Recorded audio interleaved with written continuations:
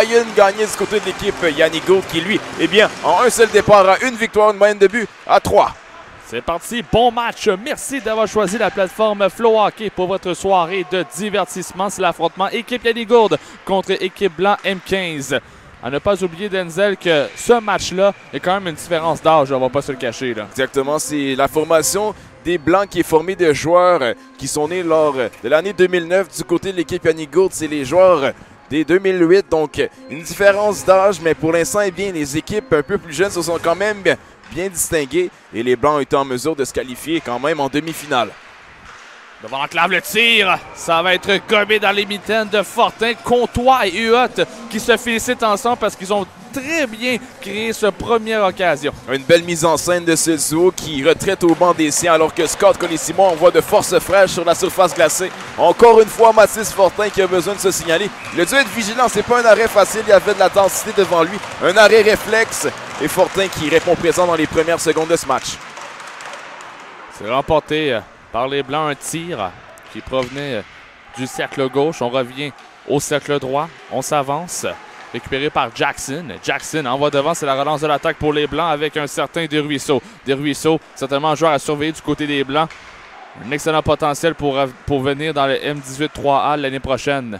Desruisseaux se fait mettre en échec et est encadré par son couvreur qui est Messina. Messina, il y a Lanouette fin seul dans l'enclave pour protéger Charon. Yannick Gourde en sortie de zone. Lanouette s'amène en accélération. Va s'amener au centre. Jackson qui va l'obstruer. Et heureusement pour Lanouette, lui qui va tout juste dévier le poteau gauche. Et par la suite, c'est stoppé par Mathis Fortin. Malheureusement, tableau indicateur qui ne fonctionne pas. Nous sommes désolés, mais on va vous rappeler la marque à chaque fois. 14 minutes à faire à cette période d'engagement. C'est l'impasse 0-0.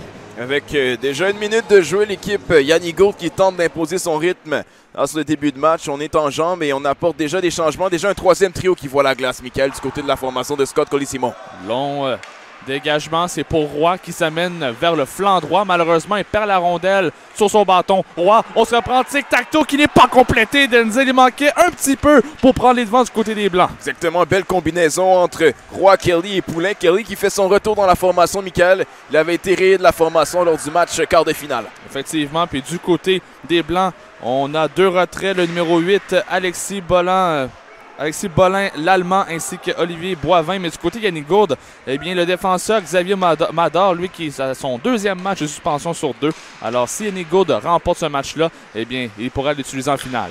Exactement, un défenseur Mador qui occupait un grand rôle lorsqu'il a joué ce premier match dans le tournoi. Il avait été excellent selon moi. Malheureusement pour lui, eh bien, il a été suspendu. Face à Samuel Montembeault. Exactement. Alors, pour lui, eh bien, devra attendre le résultat pour savoir s'il va être en mesure de fouler la glace encore une fois cette fin de semaine. Il y a notamment une blessure pour le 26, Xavier Trépanier du côté des locaux. Belle feinte, on s'avance vers le cercle droit, un tir qui va toucher l'extérieur et le filet va sortir de ses amarres aussitôt que Fortin en sentit une petite urgence. Mais comme on le sait, Denzel, le filet sort très vite à moindre contact avec les deux poteaux, là.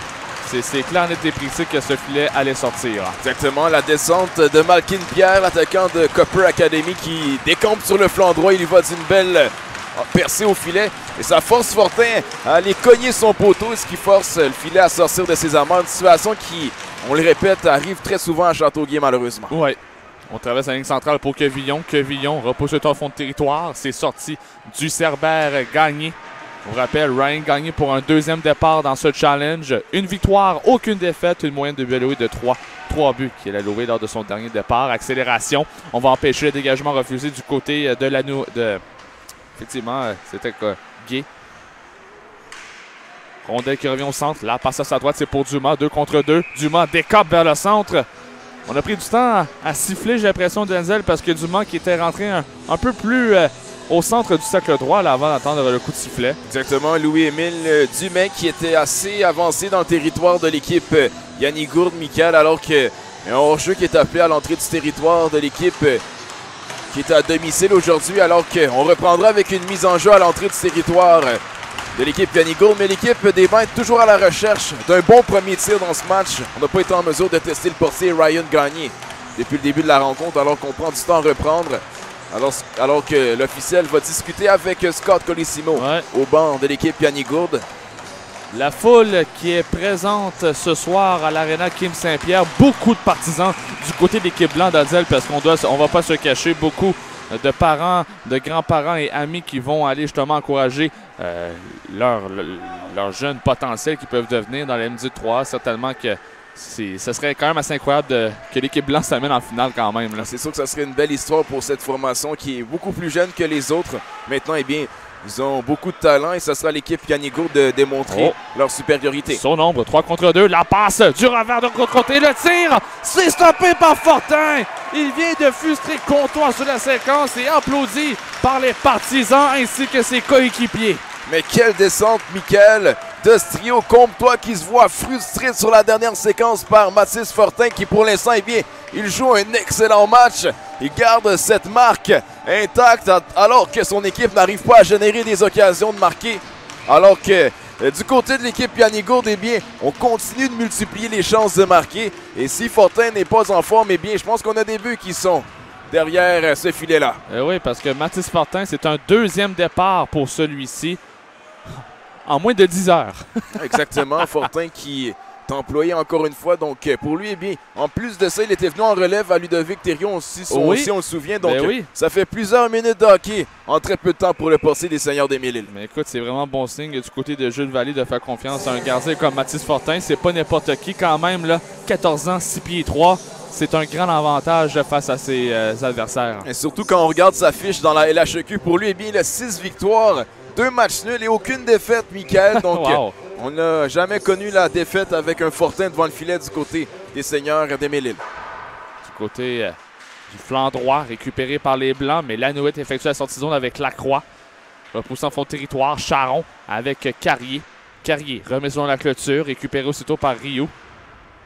Rio envoie derrière la cage de Fortin, relance de l'attaque pour les Blancs. Gosselin la voit devant pour des Ruisseaux. Ça mène un échappé, il est très rapide, va tirer côté bloqueur, ça va rater la cible. Et voilà une première chance pour l'équipe des Blancs dans ce match.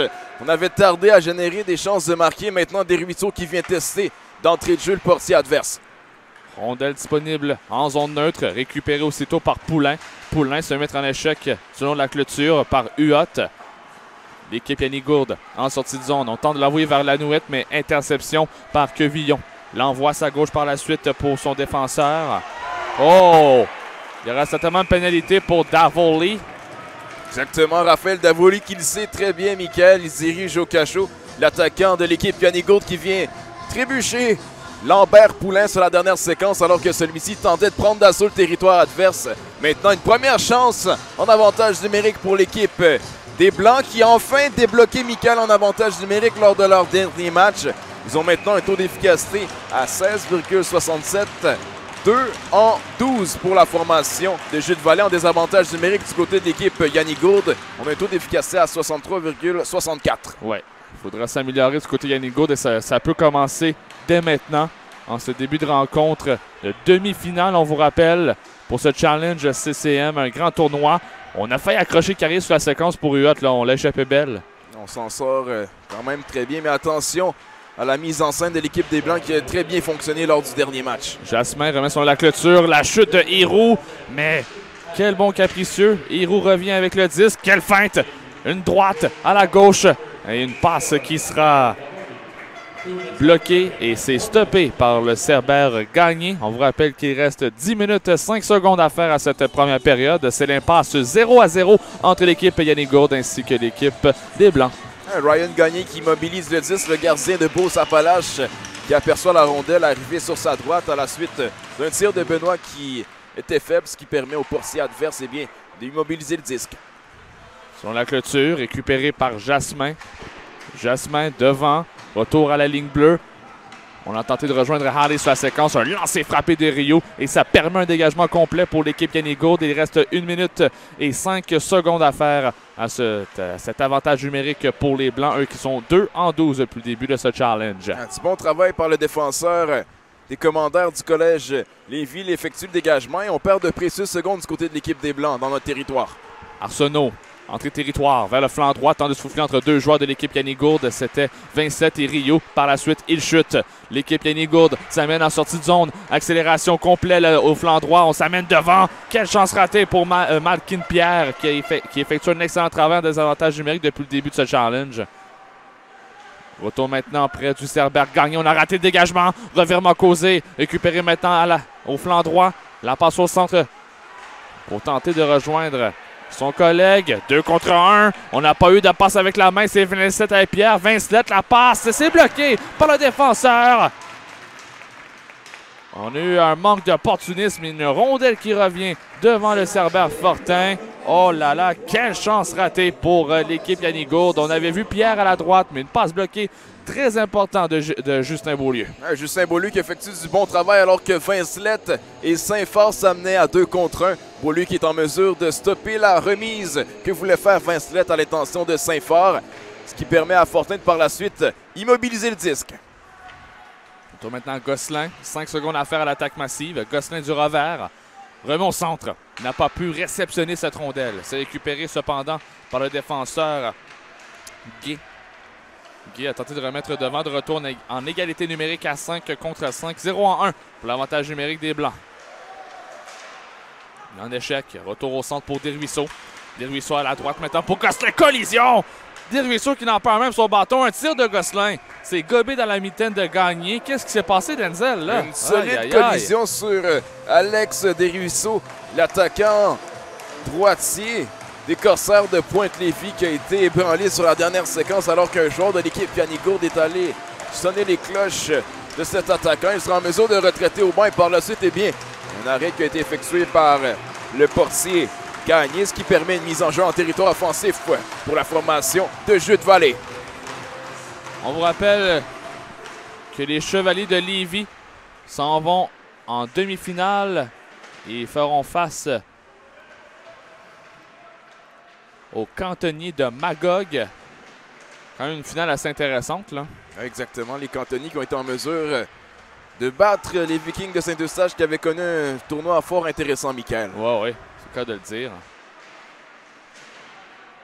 Derrière le filet de Gagné, c'est les Blancs en possession du disque. Charbonneau à la ligne bleue. Oh, quelle mise en échec! Enregistrée par Comtois. On vient de renverser Charbonneau sur la séquence, mais au moins, il se relève. Les Blancs en possession du disque. Un placement. C'est bloqué cependant par Bourque, le joueur qui provient de l'Outaouais. Exactement. Un défenseur format géant en provenance de l'Intrépide de l'Outaouais. Son frère Alexis Bourque avait été un joueur ô combien important pour l'édition 2021-2022 de l'Intrépide de Gatineau dans le circuit M18-3, Michael. Récupéré maintenant en zone neutre. Dégagement effectué par l'attaquant Charlie Roy. Autour au flanc droit, c'est Pierre. Pierre qui perd pied. La passe pour Vincelette. C'est complété. 2 contre 2. Devant l'enclave. Le tir, c'est stoppé par Fortin. Il va gober cette rondelle. On va sortir le filet de ses amarres. Encore une fois, un bon échange entre deux joueurs de l'équipe Yannick Gourde. J'ai l'impression qu'ils sont en pleine santé, puis ils ont une bonne communication, malgré que c'est seulement un 4e match ensemble. Exactement. Une autre percée de Nathan Vincelette qui semble vraiment être en jambes, Michael. Cette fois-ci, eh bien, il sert l'autre natif de l'Outaouais, Zachary Roy, cette fois-ci. Oui. Celui-ci est cependant frustré par Mathis Fortin qui effectue de gros arrêts dans ce début de match. Faudra s'en rappeler, Michael. À la ligne bleue, récupéré par Vincent de retour en zone centrale. Ça a failli être un revirement. Messina, dégagement. Jasmin a eu peur que cette rondelle se dirige vers son visage ou peut-être même sa gorge. On sait, il y a eu un incident cette semaine à Saint-Eustache. On souhaite des condoléances à toute la famille. Situation très pénible depuis l'incident d'Adam Johnson en Angleterre. Eh bien, ça se répète ici au Québec avec l'incident à Saint-Eustache. 6 minutes 15 à faire à cette première période. C'est toujours l'impasse 0-0. Allez. Au centre, protection de rondelle. Remasse à gauche pour Carrier de retour maintenant à Allé qui s'amène. On a peut-être fait sauter. Non, on n'a pas fait sauter les patins. Il y a hors-jeu sur la séquence. Allé qui se pose et qui demande. Oui, Nolan Héroux qui avait clairement dépassé Allé sur la droite. Alors que, eh bien, on ne voit pas très bien étant donné que les estrades couvrent un peu l'espace sur le flanc droit. Mais Héroux qui avait devancé Allé, le duo des Saillons des Mélilles qui a été concocté pour ce match. On a fait usage de celui-ci lors du dernier match, Michael. On a fait énormément de flamèches. Attention, la rondelle qui va terminer son chemin dans les estrades. Plus de peur que de mal alors qu'on renvoie la rondelle sur la surface glacée. Ça rappelle aux partisans d'être vigilants durant l'action. 0-0, 5 minutes 57 à faire à cette première période. On va retirer le joueur de centre d'Éric Lemaire. Le centre de premier trio sera remplacé par l'ailier gauche Arsenault. Lui qui est posté au cercle gauche pour ses tirs sur réception.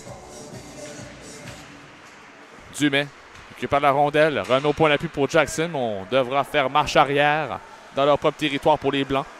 Je vous rappelle l'équipe M15 Blanc. Ils ont 2 victoires et 2 défaites. Une passe bloquée pour Arsenault. Arsenault au centre avec Dumais. Et c'est intercepté par Guy. Rondelle sautillante. C'est Gobé aussitôt dans la vingtaine de gagner qui n'a pas hésité une seconde, Denzel, parce que par la suite, ça aurait pu amener à un but concédé. Le défenseur des Corsaires de Pointe-Lévis, sur la dernière séquence, Elliott Gay qui se manque complètement alors que la rondelle saute par-dessus sa lame de bâton. Ça n'est fallu de peu que l'équipe M15 Blanc en profite et loge le disque derrière le portier gagné qui, dans les circonstances, immobilise le disque. C'est le cas de le dire. Rio à la droite de Gagné, protection de rondelle. C'est bloqué cependant par un membre de l'équipe bleue, c'est Lemaire avec Dumais. Dumais accélération avec Jackson maintenant. Jackson tente de remettre vers Dumais, c'est bloqué par Rio.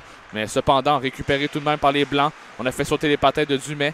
Lemire remet à la ligne bleue. Jackson devrait accélérer parce qu'il va avoir la visite de Saint-Phar. Ah, qu'il est rapide. Saint-Phar en accélération. Jackson se fait poursuivre par Saint-Phar. En tout cas, chose est sûre, Denzel, c'est que Saint-Phar, lui, qui était blessé lors du premier match face à l'équipe Samuel Montembeault, il est de retour en pleine forme. Exactement. On a eu peur que son tournoi soit terminé lors de cette blessure. Il a été en mesure de revenir alors qu'on vient cette fois-ci frapper Arsenault. C'est Zachary Roy qui est allé déranger le travail de l'attaquant, équipe M15 Blanc. Collision entre Guy et Gosselin. Plutôt Roy, pardon. Roy qui enregistre beaucoup de mises en échec depuis le début du match. Et c'est Rio maintenant qui renverse Gosselin. Oh là là, Gosselin qui se fait renverser 2 fois dans sa séquence sur la surface glacée. On renvoie maintenant côté qui accélère. Côté protection de rondelle, le tir. L'arrêt de Fortin. Le retour pour Messina. C'est l'arrêt, le retour. Et ça va toucher le fil extérieur. Les occasions se multiplient pour les locaux, Denzel. Tout d'abord, c'est Côté qui vient tester. Fortin par la suite, c'est Messina qui quitte son poste de défenseur pour venir envoyer un tir. Celui-ci, finit son chemin sur le filet extérieur. L'équipe Yannick Gourde qui impose son rythme physiquement et avec ses chances de marquer qui se multiplient depuis le début de match, on le répète. Roy, collision en sortie de zone pour l'équipe Yannick Gourde. Et là, ce sera un dégagement pour Charon à l'extérieur de la surface glacée. Il mentionne que c'est un membre de l'équipe Yannick Gourde qui avait dévié le disque. Alors, je crois qu'on va reprendre justement devant le banc respectif de l'entraîneur-chef Scott Colosimo. Exactement, on reprendra avec une mise en jeu devant le banc de celui-ci alors que Charon a envoyé la rondelle chez les spectateurs, mais elle a dévié sur un joueur de l'équipe Yannick Gourde, ce qui permet cette mise en jeu qui vient d'être remportée par l'équipe M15 Blanc. Rondelle disponible en zone neutre. Récupéré aussitôt selon la clôture. On ramène maintenant au centre. On coupe à la droite, on tente une passe vers Poulain, il devrait accélérer. Il se fait poursuivre par l'attaquant Comtois. Rondelle disponible, ça va être dévié par une des jambières de Gagné. Toujours les Blancs en possession du disque. On s'amène sur le cercle gauche. On tente de conserver le caoutchouc. C'est bien fait. Une belle manœuvre pour l'attaquant des Blancs, là. Quel jeu cependant de Christopher Kelly. Kelly remet son la clôture. Rondelle qui va revenir en zone neutre. Dégagement complet. C'est bloqué par le défenseur de Yannick Gourde. C'est Bourque. Dégagement refusé en faveur des visiteurs là-dessus, alors qu'il reste 3 minutes 11 à cette première période. 0-0 la marque. Mise en jeu importante en territoire de l'équipe Yannick Gourde avec un effectif fatigué. On se devra de remporter cette mise en jeu alors que du côté de Jules Vallée, on renvoie le trio de Nolan et Roux sur la surface glacée. Ils ont connu un excellent match lors de la rencontre face à l'équipe Jonathan Marchessault. Un placement. Ça va être dévié dans l'enclave. Gagné qui s'est déporté vers la droite. Retour maintenant sur le flanc droit. On va revenir derrière pour Benoît. Benoît vers Jackson. Jackson qui cafouille, signal d'enjeu selon le juge de ligne. Et on va entendre le coup de sifflet. Et on s'échange quelques coups entre Comtois et Allé. Oh là là. L'intensité commence à augmenter, Denzel, dans cette demi-finale. On le sait, il y a un enjeu à ce match, Michael, une place en finale qui attend l'une de ces deux équipes. Pour l'instant, eh bien, on est toujours à la recherche de ce premier but qui ferait la différence.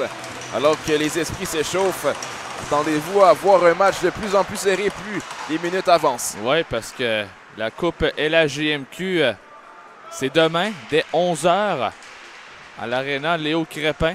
Dernier match sur l'Arena, Kim Saint-Pierre et Guy Scott aussi. Oui, Guy Scott, le dernier match, eh bien, c'est celui que j'ai décrit avec Philippe Auclair. Un tir de Vincelette, c'est stoppé par Fortin. C'était le match entre les Estacades de Trois-Rivières et les Albatros du Collège Notre-Dame. Écoute, quel match du Collège Notre-Dame qui ont vraiment surpris les Estacades, eux qui avaient quand même bien fait depuis le début de ce challenge, mais en 5 contre 5, tout change. Ouais, exactement, les Estacades qui auront inscrit plusieurs filets en avantage numérique. Ils ont eu beaucoup de chance. 6 en 22. Exactement, sur l'avantage numérique. Et l'arrivée de Dolan Mongrain, Michael, on sous-estime ce joueur, mais c'est quelque chose à surveiller. Quelque chose à surveiller dans le circuit M18-3A, Denzel, parce que certainement que l'entraîneur-chef Marc-André Bergeron, là, il est à Trois-Rivières en ce moment. Il est assis dans son bureau et il dit « Faut que j'enlève un joueur de 17 ans dans mon équipe. Là. Faut jamais de Mongrain. » Ouais, Mongrain qui a connu un excellent tournoi. À un certain moment, je crois qu'il était le meilleur pointeur il est le meilleur tournoi. Oh, ouais. Je ne sais pas s'il l'est encore, mais Dolan Mongrain qui évolue dans le M18 Division 1 avec les Estacades dans l'académie des Estacades et il a connu un excellent tournoi avec les Estacades de Trois-Rivières M18 3A et lorsqu'on regarde cette coupe LHJMQ, eh bien, il y a plusieurs joueurs qui proviennent du circuit, la RSEQ aussi, tout comme de la LHEQ, les deux circuits qui ont envoyé des joueurs dans cette classe M17 3A. Le placement devant l'enclave, c'est bloqué. Pour revenir au sujet de Mongrain, là, il est le meilleur pointeur dans le challenge en égalité avec Olivier Gros des Grenadiers, Chad Gilsakos, son collègue avec les Estacades, ainsi que Gabriel Courchaine des Cantonniers. C'est pas piqué des verres, là. Exactement. C'est 8 points en 3 matchs. Exactement. Là, on ajoute un autre match pour Mongrain parce qu'il n'a pas eu de points face aux Albatros aujourd'hui, mais 8 points en 3 matchs pour un joueur affilié, il faut le faire. C'est pas des points qu'il aura volé, Michael. Je crois qu'il a été impliqué sur la grande majorité des buts de son équipe, notamment lors du premier match face à l'intrépide de Gatineau. Mongrain qui a démontré tout son savoir-faire. Ouais. Lui qui est bien habituellement évolue dans le circuit M18 Division 1. Donc, le RSEQ qui regorge de jeunes talents aussi, tout comme la LHEQ. Et le meilleur pointeur dans le circuit M17 dans ce challenge CCM, eh bien, c'est Dominique Bolduc. 6 points en 5 matchs, mais malheureusement, l'équipe Samuel Montembeault est éliminée. Il vient tout juste d'être éliminé dans ce match face à l'équipe bleue. La passe à tir de but!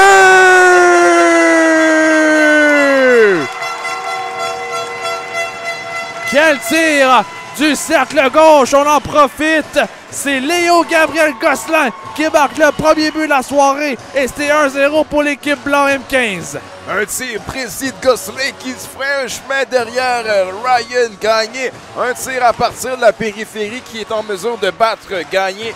Et c'est un filet gracieuseté de l'attaquant des As de Québec, Léo Gabriel Gosselin, qui inscrit le premier but dans ce match. Et avec 1 minute 12 à faire à cette première période, l'équipe Québec blanc qui mène 1-0 face à l'équipe Yannick Gourde. Wow! Gosselin, premier buteur de cette rencontre. Dernière minute de jeu. Comme l'a mentionné l'annonceur Maison. Carrier ramène le tir. Il sera dévié. On relance l'attaque avec Saint-Phar. Saint-Phar laisse derrière. Relance de l'attaque pour l'équipe Yannick Gourde. On sent maintenant l'échappée. On n'a pas pu tirer sur l'excellent repli défensif du défenseur Jasmin.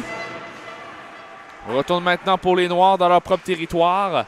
On vous rappelle que c'est le premier but dans ce challenge pour Léo Gabriel Gosselin. Alors un but important qui débute bien le match pour les visiteurs. Alley, une belle manœuvre face à Saint-Phar. Il devra accélérer. Kelly, Saint-Phar s'échange quelques coups. Devant l'enclave, harponné, le tir de Héroux, c'est raté. Jackson n'a pas pu récupérer la rondelle soutillante à la ligne bleue. Alors que Alley et Saint-Phar, encore une fois, sont un à côté de l'autre pour s'échanger quelques mises en échec. Saint-Phar qui retraite au banc. Relance de l'attaque. On joue en solo maintenant pour l'attaquant de l'équipe Yannick Gourde. La Framboise, mais trop peu trop tard pour les locaux. Ça sera la fin de cette première période. 1-0 pour l'équipe Québec U15. Wow! Incroyable, Denzel. L'équipe blanc m'impressionne de plus en plus dans ce match. À chaque fois, on est en mesure de trouver une manière d'inscrire des filets. Cette fois-ci, eh bien, c'est contre l'équipe Yanni Gourde qui aura tout de même connu un excellent début de match. Michael, dans les circonstances, ils ont été l'équipe avec le plus de chances de marquer dans ce premier engagement à Châteauguay. Mais pour l'instant, eh bien, c'est le but de Gosselin qui fait la différence.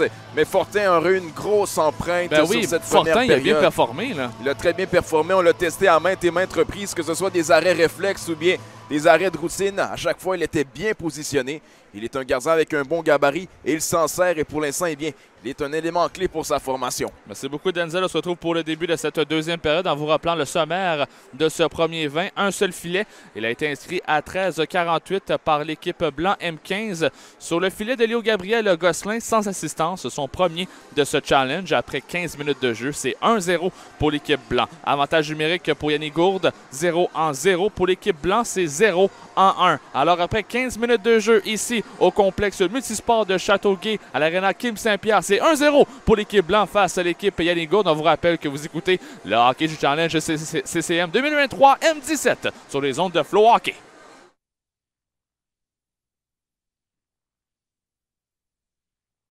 À l'Arena Kim Saint-Pierre.